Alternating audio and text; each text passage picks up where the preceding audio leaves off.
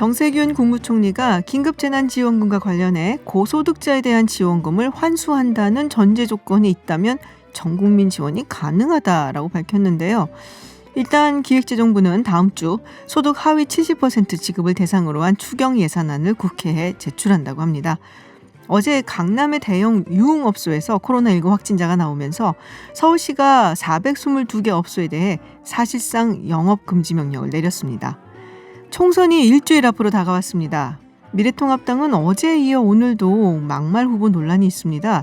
잠시 후 서울타임즈에서 전해드리겠습니다. 김지윤의 이브닝쇼 시작합니다. 네, 서울타임즈 시간입니다. 오마이뉴스 박정호 기자 그리고 정상근 기자와 함께합니다. 어서 오세요. 안녕하십니까. 네, 오프닝에서 전해드렸는데요. 정세균 국무총리가 이 긴급재난지원금 관련해서 고소득자에 대해서 지원금을 환수한다라는 전제 조건이 있으면 보편적으로 그러니까 모든 국민에게 지불할 수 있다 이렇게 말했단 말이에요. 예, 근데 오늘 기자간담회에서 네. 그 관련 질문이 나와서 대답을 한 건데요. 네네. 이렇게 먼저 얘기했습니다. 신속성과 행정 편의 차원에서 국민 100%에게 다 주는 게 쉽고 논란의 소지도 없지만 이게 금액이 상당히 크다. 이런 경우는 개인적으로 선별적 복지, 즉 꼭 필요한 분에게 지원하는 걸 원칙으로 하고 나도 그런 입장을 견지한 사람이다라고 먼저 얘기했어요. 네. 그런데 지금은 급하고 속도전이 필요한 상황이니까 이런 때는 타협할 수도 있겠다. 그러니까 말하자면 이걸 다 주고 고소득자에 대해서는 환수 장치가 마련된다는 전제 조건이 있다면 할 수 있다. 이렇게 얘기를 한 겁니다. 그러니까 이게 기본 원칙은 있다는 거죠. 그러니까 제가 듣기에는 그거 네. 같거든요. 일단은 지금 시간이 없기 때문에 하위 그렇죠. 그 70%를 누가 어디까지인가 이거 계산해서 다 정확하게 주기에는 조금 바쁘고. 그러니까 일단 다 줬다가 나중에 계산을 해보고 도로 가져간다는 얘기인가요? 뭐 이렇게 들리는데 근데 이거 잘해야 되는 게요. 네. 원래 줬다 뺐으면 기분이 더 나쁜 거예요.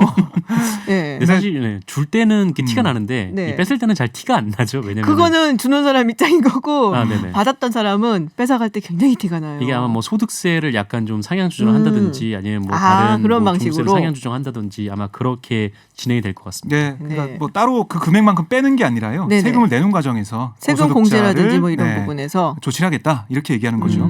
그렇군요. 네. 아, 잘못하면 이거 굉장히 욕먹을 수 있기 때문에 조심해야 된다라는 생각이 좀 드는데 자, 문 대통령이 오늘 4자 비상경제회의를 열었습니다. 그리고 여러 가지 관련 대책을 내놨는데요. 어떤 내용인지 좀 소개를 해 주시죠. 네, 일단 뭐 수출 기업 그리고 내수 기업들을 위해서 그리고 뭐 스타트업 벤처 기업들을 위해서 한 56조 원의 지원 계획을 발표를 했는데요. 네.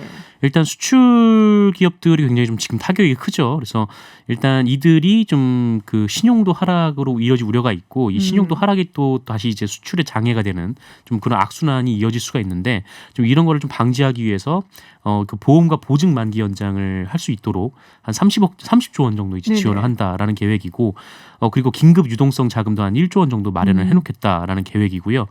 그리고 뭐 급격히 좀 얼어붙은 내수를 살리기 위해서 좀 17.7조 규모의 이 내수 보완 방안도 마련했는데 뭐 구체적인 내용은 뭐 이후에 좀 다듬어질 것으로 보입니다. 그렇군요. 지금 이제 돈이 아무래도 빨리 갚아야 되는 사람들도 있고 네네. 뭐 이런 분들을 위해서 원금 그런 거 상환이라든지 이런 것도 기간을 좀 늘려주겠다 뭐 이런 이야기도 좀 있는 것 같아요. 네, 그렇습니다. 근데 이런 거는 사실 금융 쪽 회사들, 민간 회사들하고도 약간 협조가 이루어져야지 좀 원활하게 진행이 될 텐데 그 부분에 대해서도 좀 조율이 있어야 되지 않을까라는 생각이 듭니다. 자, 오프닝에서 또 말씀드렸던 내용입니다. 지금 통합당에서 자꾸 막말 이야기가 나오고 있어요. 네. 어제도 저희가 속보로 전해드렸었는데 관악급 김대우 후보는 일단은 통합당에서 제명을 한다는 얘기가 있었는데 예, 제명됐나요? 오늘 오전에 윤리위에서 제명 결정을 네네. 내렸고요. 이게 당 최고위에서 확정이 돼야 됩니다. 확정이 된다면 제명이 되는 건데 이 김 후보의 후보 등록 자체가 그렇게 되면 당적 이탈을 이유로 무효가 돼서 통합당은 관악갑에 후보를 내지 않게 되는 겁니다. 후보가 그 김 없는 거죠. 후보는 나올 수 있나요? 그렇게 되면? 그렇게 되면 구체적으로? 못 나온다고 보여지는데 아. 김 후보는 나올 수 있다고 주장하고 있어요. 어떤 부분이냐면 당규에 이런 제명 조치 같은 이 조치가 있을 때 10일 이내에 이의 제기를 할 수 있다고 되어 있습니다. 네네. 근데 8일 결정이 났다면 18일까지 이의 제기할 수 있잖아요. 그러면 지금 일주일 남았으니까 총선이. 예, 그러니까 15일까지 투표까지는 할 수 있다. 그때까지 내가 후보가 되는 게 맞지 않냐? 아. 왜냐하면은 18일 전에만 18일까지만 이의 제기하면 다시 다툴 여지가 있는 게 아니냐 이런 주장하면서 끝까지 완주하겠다. 자신을 그렇군요. 지지해달라 이런 얘기를 하면서 결정이 나지 기자회견을 않은 했습니다. 상황이고 여태 그때까지 총선이 이루어지게 되어 있으니까. 네. 가처분 신청도 하겠다고 했고요. 여러 가지 조치를 통해서 끝까지 가겠다라고 라는 얘기를 하고 있습니다. 그렇군요. 그리고 오늘 또 자신이 어제 얘기했던 나이가 들면 다 장애인이 된다 이 발언에 대한 해명도 했는데요. 이렇게 얘기했습니다. 노인 폄하는커녕 노인 공경과 배려 발언이다. 나이 들어 장애를 갖게 되는 게 모멸감을 느낄 만한 일인가 라고 주장을 했습니다. 사실 이 말이 좀 조심스럽기는 해요. 왜냐면은 이거를 비하라고 말한다면 사실은 그러면 네. 장애인분들에 대해서 우리가 굉장히 배려가 없는 말을 하는 거나 네. 마찬가지이기도 하고 이제 표현이 좀 거칠게 느껴져서 부담 좀 이렇게 듣기에 좀 거북스럽다라는 그런 분들이 계실 것 같긴 한데 좀 조심스럽게 접근할 말인 것은 맞습니다. 그래서 김대 후보가 오늘 그 자신의 발언이 이른바 노인 폄하 발언이라고 해서 제명을 한다면 통합당은 장애인 비하 시비에 휘말리게 될 거다. 이런 얘기도 했습니다. 자, 그럼 차명진 후보 이야기를 좀 해보죠. 이건 참 입에 담기도 민망한 이야기라서 예. 자세한 내용을 우리가 얘기하고 싶지는 않고요. 네. 사실은. 그러니까 설명을 드리자면 지금 아마 방송이 되고 있을 텐데요. 경기도 부천병 네. 후보자 토론회가 있었습니다. TV 토론회가 있었는데 부천시 선관위가 주관한 토론회입니다. 여기서 김상희 후보가 이 차명진 후보가 지난해 세월호 참사 유가족들 향해서 막말한 것에 대해 질문했습니다. 비판적인 질문을 했겠죠. 김상희 후보가 더불어민주당 후보죠. 그렇습니다. 네. 그러자 차명진 후보가 거기에 대해서 반박하는 과정에서 나왔던 얘기인데요. 이렇게 얘기했어요. 혹시 땡땡땡 사건이라고 아세요?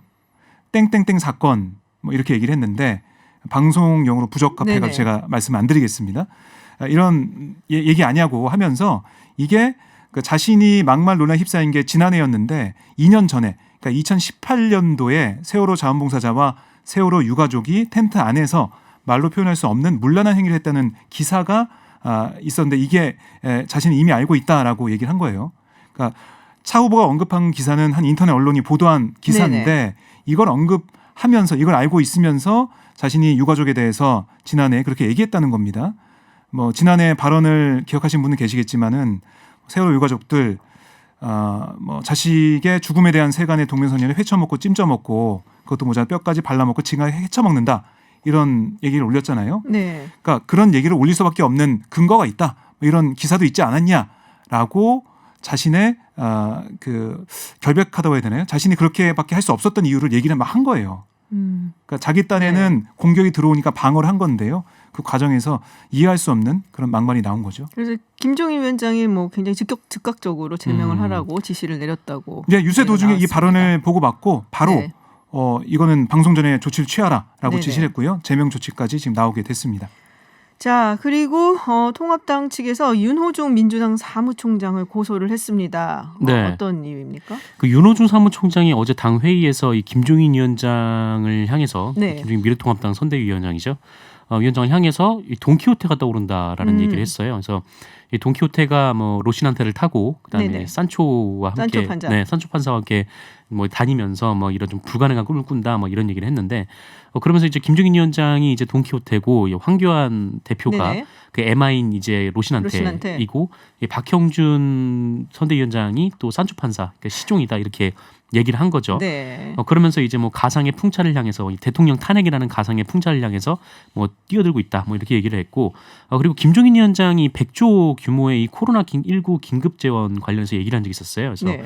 이거를 본인이 봤더니 뭐 대학교 2학년생들의 리포트 수준이더라 이렇게 얘기를 했습니다. 근데 이거를 두고 명예훼손이라고 네. 어느 부분이 기분이 나빴던 거죠? 돈키호테는 돈키호테. 사실은 굉장히 제가 좋아하는 소설이거든요. 네. 그리고 별로 기분 나쁠 거는 아닌데. 사실 이렇게 돈키호테라는 캐릭터가 좀 불가능한 꿈을 꾸지만 사랑받는 그러니까요. 캐릭터거든요, 사실. 네, 그래서 뭐 어쨌든 돈키호테라고 비유를 했다는 거, 그리고 이 대학년 2학년, 대학교 2학년 리포트 수준이라고 얘기했다는 거, 이게 이제 명예훼손이다.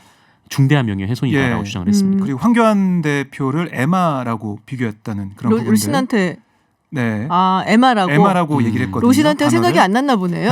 사랑하는 말이라고 네, 했습니다. 그러니까. 박형준 위원장은 시종이라고 그러니까 얘기했기 돈키호테는 때문에 기억이 나고 로신한테하고 그 산초는 기억이 안 났나 보다 이름이. 그러니까 뭔가 깎아내리는 비하하는 그런 게 아니겠느냐 뭐 이런 통합당의 주장이 있고 야당의 무시다, 야당을 무시하는 거다라고 주장을 했고요. 네네. 그 윤호중 사무총장도 아마 맞고서하겠다 이렇게 좀 입장이 알려지고 있습니다. 그렇군요. 그러니까 비유를 왜 비유를 못 받아들이냐 이렇게 어제 주장하기도 했고요.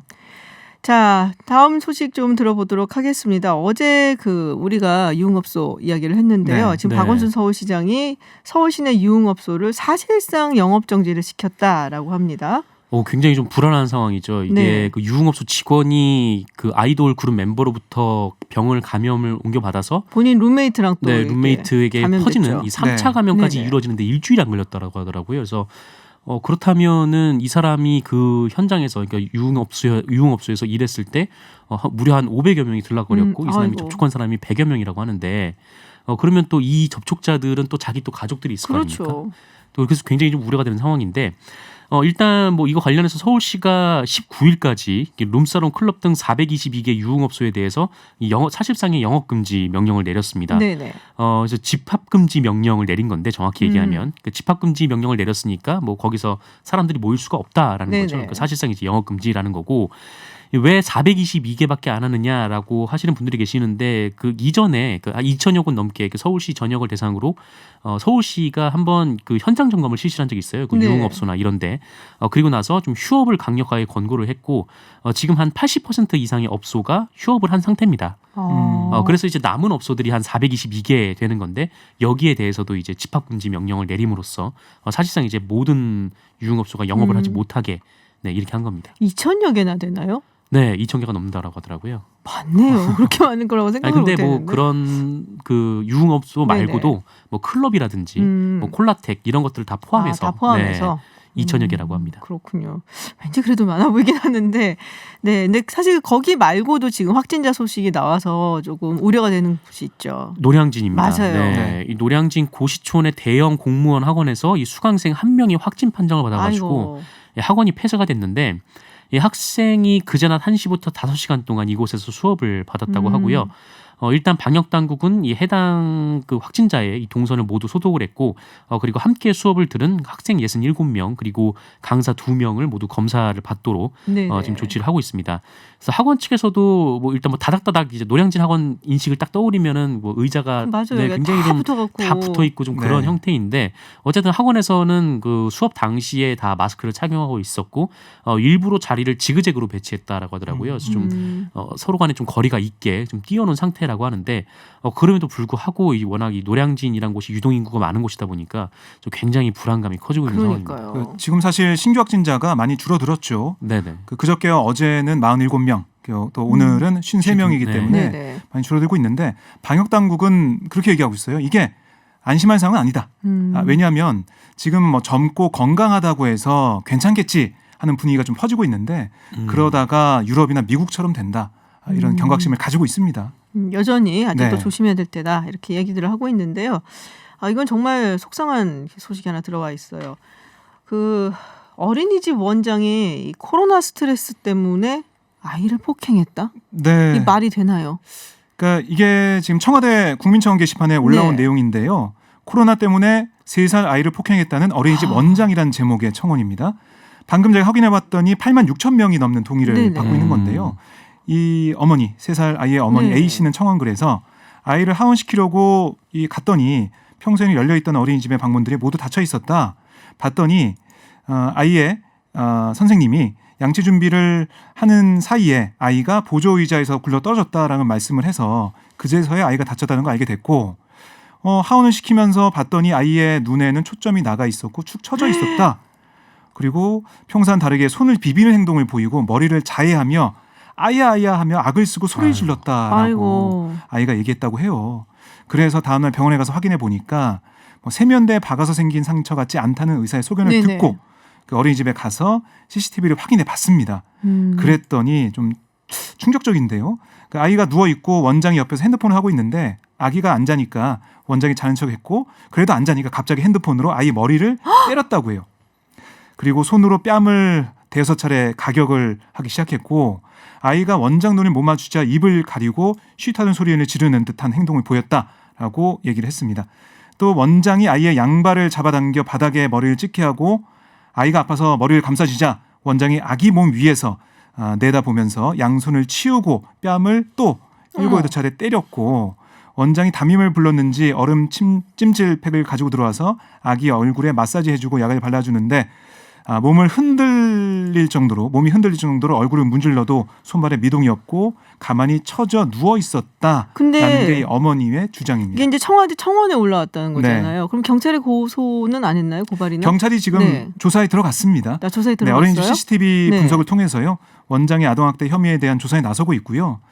경찰 관계자는 해당 원장을 이번 주 중 조사를 진행하겠다, 불러서 조사하겠다라고 얘기했는데 이 원장이 코로나 스트레스 때문에 아이를 폭행했다라고 얘기하고 있다고 해요. 이건 말도 안 되는 얘기고, 네. 물론 이제 그런 뉴스가 있더라고요. 해외에서 가정 폭력이 좀 늘었대요. 네. 그리고 이게 이제 다들 이제 뭐 사회적 거리두기로 인해서 자가격리를 한 사람들도 많고 사이가 안 좋은 사람들끼리도 하는 바람에 이런 일이 있을 수도 있다 하지만 그건 좀 어른들 이야기인 거고. 아이한테 이런 건 참 말이 안 되죠. 이건 정말 일벌백계해야 된다고 생각을 하고요. 네, 저도 읽으면서 네. 지금 너무 화가 자세하게 나네요. 읽어주셔갖고 네. 근데 사실 이런 뉴스를 들을 때마다 엄마들은 그런 생각하기가 되게 쉬워요. 내 탓이야. 네, 내가 왜 그걸 몰랐을까? 저런 사람인지 왜 몰랐을까? 저런 데 아이를 보내다니라고 엄마들이 탓하기가 쉬운데 제가 감히 아이를 좀 키워본 엄마로서 할 수 있는 말은 절대로 엄마 탓이 아니고요. 이런 일이 있으면은 뭐 경찰에 고발을 하고 고소를 해서 그러니까 우리가 뭐 데미지 컨트롤이라고 보통 얘기하죠. 네. 차후에 이거를 다 사후에 우리가 해야 될 일을 하는 것이 맞고 그리고 다른 더 좋은 곳을 찾아서 아이에게 좀 평안과 그리고 웰페어를 주면 되는 겁니다. 그래서 어머니들이 이것 때문에 본인 탓이라고 생각은 안 하셨으면 좋겠어요. 나쁜 일은 누구한테나 일어날 수 있고 네. 이런 일이 일어났을 때 우리가 어떻게 대처를 하는가가 더 중요하다. 그렇게 생각이 듭니다. 네. 말하다 보니까 막 화가 나서 저도. 맞아요. 네. 가해자가 처벌받아야죠. 네. 자, 다음 소식 좀 이야기해 보겠습니다. 대검 감찰부장이 윤석열 총장에게 채널 A 기자 그리고 같이 이야기를 했었다는 검사장 그 검언 유착 의혹에 대해서 감찰에 착수를 하겠다라고 문자 통보를 했다고요? 네. 요새 좀 검찰 내부 분위기가 좀 심상치 않아 그러니까요. 보이는데 네. 말씀하신 대로 이 채널A 기자 그리고 윤석열 검찰총장의 측근이라고 하는 이 현직 검사장과의 유착 의혹을 제기한 MBC 보도와 관련해서 이 한동수 대검찰청 감찰부장이 윤석열 총장한테 네네. 감찰에 착수하겠다라고 얘기를 했는데 문자를 보내서 통보를 했다라고 합니다. 그러니까 윤석열 총장이 휴가를 낸 날 이 문자 메시지를 보내서 얘기를 했다라고 하는데 네네. 보통 이제 대면 보고를 그렇죠. 하기 네. 마련인데 문자 메시지를 보낸 거고 이후에 이제 윤석열 총장이 이 구본선 대검 차장검사를 통해서 녹취록 전문을 파악한 뒤에 비위 혐의가 있으면 감찰 여부를 결정하자 이렇게 뜻을 전달을 했고 사실상 이게 윤석열 총장의 지시로 이 감찰이 중단이 된 그런 상황입니다. 그렇군요. 근데 이거는 그 채널 A 기자나 이 통화했다는 검사장 그 통화 기록을 보면은 다 나올 건데 왜 전문을 또 확보하려고 하는지 그러니까 근데 사실 그거부터 보면 될 것 같아요. 검찰이 만약에 이제 개입된 것이 없다라고 한다면은 이건 좀 채널A 기자를 수사를 해야 할 사안 아닌가라는 명예훼손으로 생각이, 그럴 수도 수사를 있겠네요. 해야 왜냐하면 명예훼손일 이제 수가 채널A 있겠네요. 기자가 정말 검찰과 관계가 없다면 검찰을 사칭한 것이기 때문에 근데 그렇죠. 지금 검찰 쪽에서 아무 얘기가 없거든요. 이 검찰을 사칭했다는 건 굉장히 중대한 범죄로 네. 볼 수가 있는 건데 지금 검찰에서는 지금 움직임이 없습니다. 그렇군요. 자, 마지막 소식을 전해야 될 것 같아요. 시간이 많지가 않아서요. 네. 지금 이제 라임 사건 수사에 검찰이 그 와중에 속도를 내고 있다.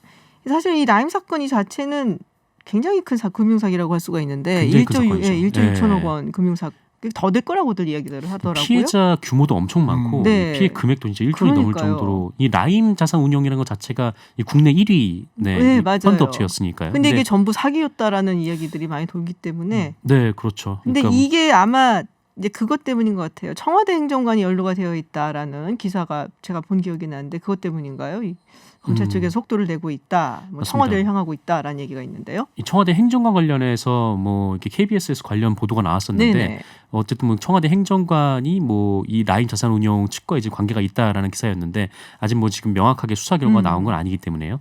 근데 일단 이 검찰에서는 이 라임 자산 운용 사건 관련해서 뭐 수사팀을 계속 보강을 하고 있습니다. 물론 이제 굉장히 큰 사건이긴 한데 이게 좀 어떻게 청와대를 겨냥한 거 아니냐라는 지금 의혹도 한편에서 좀 나오고 있고요.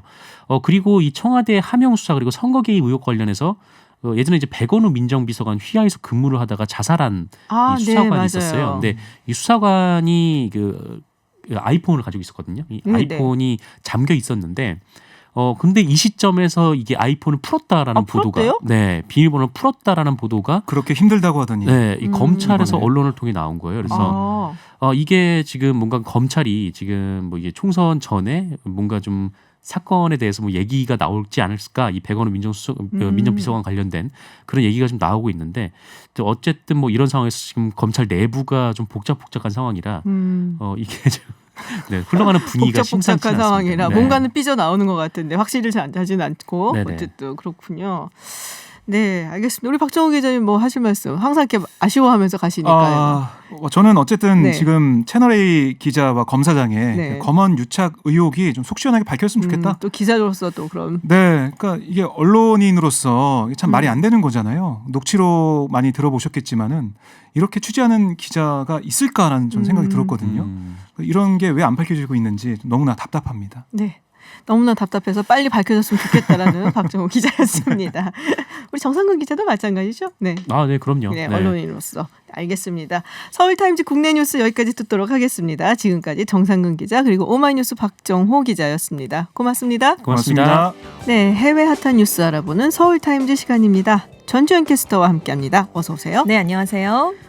이게 끔찍한 예측 결과가 나왔어요. 네. 최신 이제 분석 결과인데 코로나19로 8월까지 미국에서는 8만 2천 명, 영국에서는 6만 2천 명이 사망할 것이다라는 예측이 나왔어요. 그렇습니다. 너무 많은 거 아니에요? 너무 많죠. 네. 생각보다 깜짝 놀랐는데요. 미국 워싱턴 의과대학 보건계량 분석평가 연구소가 내놓은 코로나19 예상모델 최신 분석 결과입니다. 네. 이번 모델이 다음 달까지 완전한 사회적 거리 두기를 시행한다는 가정에 따라서 만들어진 건데요.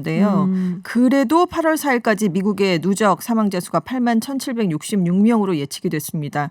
그래도 지난주 결과보다는 조금 줄어들었어요. 12,000여 명 감소한 건데 왜냐하면 네네. 사회적 거리 두기를 시행한다는 가정을 지금 여기 집어넣었기 아. 때문입니다. 그래서 이걸 완화하면 미국에서 훨씬 더 많은 사망자가 발생할 수 있고 사망 피해 정점이 더 늦게 올 것이다. 이런 경고를 함께 내놓은 거예요. 그래서 미국에서 사망자가 정점에 이르는 시점을 지금 4월 16일로 예상을 하면서 네네. 여름까지 감소세를 보일 것이다. 이렇게 전망을 했고요. 유럽 대륙의 피해도 만만치 않은데 8월 4일까지 모두 15만 1,680명이 사망할 것이다. 전체니까요. 그중에서 영국의 피해가 가장 심각할 것으로 보이는데 예상 사망자 수가 6만 6,314명. 그래서 전체 유럽 사망자 수의 40% 이상을 차지할 것이다라고 분석을 했습니다. 왜 이렇게 영국을 크게 잡았냐면 처음에 집단 면역을 논의했잖아요. 네네. 네, 그러다가 사회적 거리 두기를 도입한 시점이 너무 늦었다. 그렇기 때문이다. 이렇게 연구진이 밝혔습니다. 그러니까 우리가 이제 이탈리아나 스페인에서 네. 발병을 많이 해서 네네. 사망자도 어마어마하게 늘어나고 있다는 소식까지 들었던 것 네, 같은데 그렇습니다. 갑자기 영국에 나서 저도 네. 왜 하필 영국이지 했거든요. 네, 이런 이유가 숨어 그럼 있었습니다. 스웨덴도 사실 빠르게. 위험하겠네요. 그렇습니다. 따지면. 네, 이제 뒤늦게 참 들어왔으니까요. 네. 네. 자, 어제 이 소식이 굉장히 밤에 뭐 여러 곳을 뉴스를 때렸습니다. 트럼프 대통령이 WHO 세계보건기구의 지원을 중단하겠다라고 지금 뭐 아직까지 뭐 결정한 건 아니지만 아닙니다. 네. 네. 왜냐하면 WHO가 미국이 중국에 대한 여행 금지 조치를 내렸을 때 여기에 네. 동의하지 않고 비판했다. 근데 그들이 틀렸고 때를 놓치었던 것이다. 중국 중심적인 것 같다. 이렇게 얘기를 한 거예요. 근데 WHO가 미국으로부터 막대한 돈을 받고 있는데 우리가 그럼 무엇을 위해 돈을 내고 있는지 들여다보겠다라고 했다가 돈을 매우 강하게 보류할 것 이렇게까지 발언을 하니까 네네. 또 기자들이 정말 그렇게 하실 건가요? 라고 또 물어본 거죠. 했더니 그렇게 하겠다고 말한 적은 없고 들여다보겠다는 것이다. 이렇게 약간 한 발 물러서는 네, 그렇게 얘기를 했습니다. 지금 WHO의 한 해 예산이 약 60억 달러예요. 네. 근데 미국이 전체 회원국들의 예산 분담금 중에 한 10% 정도 5억 5,300만 달러를 분담하고 있습니다. 그러니까 만약에 미국이 돈을 철회한다고 하면 상당히 지금 타격이 있겠네요. 굉장한 타격이 지금 가해지는 사실 뭐 셈이죠. 국제기구가 대체로 미국한테 많이 의존을 네, 하고 있기는 하죠. 그렇습니다. 네. 그래도 이제 WHO에 대한 분담금 규모를 트럼프 행정부 들어서 많이 줄였거든요. 그래도 지금 많은 분담금을 내고 있는데 여기서 더 줄인다고 하면 네. WHO로서는 정말 큰 타격을 입을 수밖에 없습니다. 그렇군요. 근데 이 트럼프 행정부 내에서 뭐 여러 가지 얘기가 나오는 것 네. 같아요. 피터 나바로라고 네네. 국가 무역 제조업 예. 정책국장입니다. 네. 원래 네. 없던 자리인데 만들었어요. 그렇죠. 사실은 이 자리를 네. 그리고 피터 나바로라는 인물이 원래는 경제학과 네네. 교수예요. 네. 그러니까는 미국 캘리포니아 주립대학교 어디였는지 제가 지금 딱 까먹었는데 네. 어바인 아니면 뭐 이쪽이었던 것 같은데요. 근데 이 사람이 굉장히 반중 인사예요. 네. 그래서 강경하죠. 네, 뭐 여러 가지 책들도 있고 다큐멘터리 중에 또 책도 나오고 다큐멘터리 나온 것 중에 Death by China라고 네. 차이나로 인해서 이제 죽는다, 뭐 죽음이다 네. 이런 뜻이죠. 뭐 내용이나 뭐 이렇게 뭐랄까요, 내레이션이나 이런 건 되게 조악한데 필름은 네. 내용은 하나예요. 중국 때문에 네. 우리가 결국 멸망할 거다. 그렇습니다. 중국을 내쫓아야 예. 된다. 뭐 이런 식의. 그리고 저도 아직도 기억이 나는 게 그 네. 나레이션을 맡았던 사람이 네. 마틴 쉰이라고 배우 찰리 씬의 아버지죠. 네, 네. 이 마틴 씬이 예전에 웨스트윙이라는 미국 드라마에서 대통령으로 나왔었잖아요. 민주당 출신 대통령이었잖아요. 네, 맞아요. 근데 어쨌든 이제 굉장히 반중 인사인데 이 사람이 트럼프 대통령한테 네. 뭐 막아야 된다. 뭐 굉장히 위급한 상황이다. 네네. 사람도 굉장히 많이 죽을 것이다라는 메모를 줬는데 그렇습니다. 트럼프 대통령이 안 봤다면서요? 무려 1월 29일, 2월 23일 이렇게 두 번이나 건넸다는 거죠. 네. 그래서 1차 메모는 최악의 경우 50만 명이 숨지고 6조 달러의 경제 피해가 발생할 수 있다. 이런 전망치가 들어갔고요. 두 번째 메모는 최대 1억 명이 감염되고 120만 명이 숨질 수 있다. 이렇게까지 경고를 했다는 겁니다. 그런데도 트럼프 대통령이 지금 이 메모를 받은 뒤에도 코로나19는 사라질 거다. 독감보다 심하지 않다. 이런 얘기를 계속했던 거예요. 네네. 그래서 아니 왜 이제 이 메모가 이제 지금 밝혀졌으니까 존재가요. 그래서 왜 그랬냐라고 물어봤더니 당시에 메모가 있는지도 몰랐고 나는 읽지도 않았다라고 트럼프 대통령 다운 대답을 했습니다. 원래 글자 읽는 거 안 좋아하세요, 네. 이분이. 그래서 메모를 받더라도 당시 취했던 조치 이상을 내놓기는 어려웠을 것이다라고 이렇게 얘기를 했는데요. 이미 중국을 차단하는 강한 조치를 취했다. 그렇지 않았다면 수백만 명이 죽었을 것이다. 이렇게 얘기를 한 거예요. 근데 참모들이 그런 우려를 하는 상황에서도 왜 코로나19 위험성을 축소했느냐라고 했더니 나라를 혼란이나 충격에 빠뜨리는 일은 나는 하지 않는다라고 항변을 했습니다. 근데 지금 최측근인 나바로 국장이 얘기를 네. 했는데도 경고를 했는데도 이게 뭐 몰랐다, 뭐 읽지도 않았다 이렇게 얘기를 한다는 건 측근의 메모도 제대로 전달이 되지 않았다는 얘기가 되니까 의사소통에 문제가 있다는 얘기가 될 수 있고요. 측근도 정책 결정을 바꾸지 못한다는 의미가 아니냐 이런 지적들이 많이 나오고 있습니다. 그러니까 측근의 메모를 줘도 네. 원래 트럼프 대통령이 이렇게 뭐 글을 많이 읽고 네네. 책 보고 이런 걸 별로 좋아하는 스타일이 그렇습니다. 아니에요. 네. 그래서 항상 이제 그 폭스뉴스 친공화당 네. 그리고 보수 성향을 가진 뉴스 채널을 많이 본다 그러고 그래서 예전에 한 책에 그러니까 트럼프 대통령 관련된 책에 그런 내용이 있었어요. 그 전에 국가경제위원장이었던 게리 콘이 네네. 백악관에서 네. 일을 하고 있을 때 당시 2017년도에 한창 안 좋았잖아요. 북한하고 네네. 미국하고. 그래서 이제 북한을 뭐 공격한다라는 네. 뭐 유사시에는 뭐 이런 메모가 있었는데 그걸 보고 이 게리콘이 시겁해서 네. 그걸 몰래 빼냈다. 빼냈다는 거예요. 네. 근데 모르더래요. 그러니까 안 본다는 얘기예요. 그 메모가 쌓여진 책상 위에 쌓여진 메모를.